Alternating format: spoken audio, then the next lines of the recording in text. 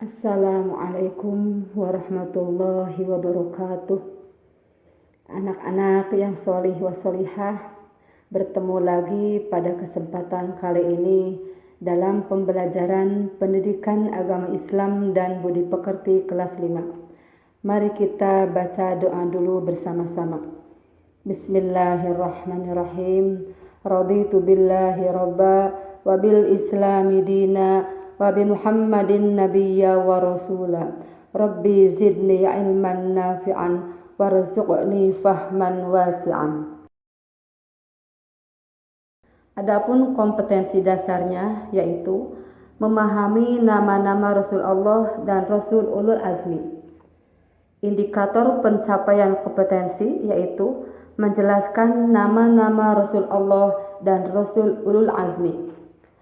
Tujuan pembelajarannya yaitu siswa dapat menyebutkan nama-nama Allah dan Rasul Ulul Azmi dengan tepat. Selanjutnya menginjak kepada materi. Yang pertama, pengertian Rasul Allah. Rasul adalah seseorang yang menerima wahyu dari Allah Subhanahu wa Ta'ala untuk dilakukan oleh sendiri dan juga agar disampaikan kepada umatnya. Sedangkan Nabi adalah seseorang yang menerima wahyu dari Allah Subhanahu wa Ta'ala untuk dilakukan oleh sendiri. Selanjutnya, setiap Nabi dan Rasul adalah maksum, artinya terpelihara dari segala macam kemaksiatan dan dosa, baik itu dosa kecil maupun dosa besar. Tetapi sebagai manusia biasa, Nabi dan Rasul juga tidak terbebas dari sifat khilaf dan keliru. Namun, sifat khilaf dan keliru tidaklah menghilangkan sifat kemaksuman Nabi dan Rasul. Yang kedua, tujuan diutusnya Rasul. Tujuan pokok dan utama diutusnya para Rasul oleh Allah Subhanahu wa Ta'ala adalah untuk mengajak umatnya beribadah hanya kepada Allah Subhanahu wa Ta'ala serta menegakkan agamanya. Firman Allah Subhanahu wa Ta'ala dalam Al-Quran surat An-Nahl ayat 36 yang artinya, dan sungguh kami telah mengutus seorang Rasul untuk setiap umat untuk menyerukan sembahlah Allah dan jauhilah tagut, yaitu berhala atau setan. Selanjutnya, nama-nama Rasul Allah.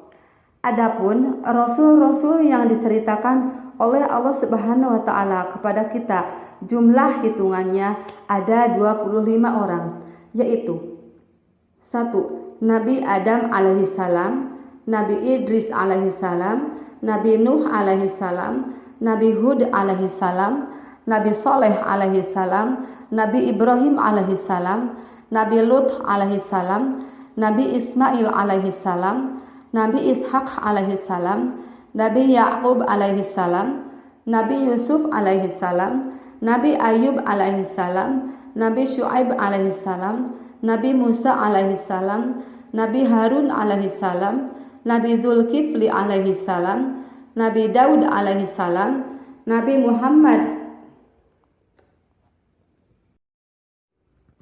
Selanjutnya, sifat-sifat para Rasul Allah. Para Rasul mempunyai sifat-sifat yang melekat pada dirinya. Sifat-sifat tersebut berupa sifat yang wajib dan mustahil dari seorang Rasul. Sifat wajib para Rasul. Sifat wajib para Rasul merupakan sifat yang pasti ada pada diri Rasul. Tidak dapat disebut seorang Rasul apabila ia tidak memiliki sifat-sifat wajib berikut ini. 1. Sidik yang berarti selalu benar dan segala ucapan serta tingkah lakunya. 2. Amanah yang berarti selalu dapat dipercaya. Yang ketiga, tabligh berarti Rasul selalu menyampaikan wahyu. Yang keempat, fatonah, yakni seorang Rasul mempunyai kecerdasan yang tinggi.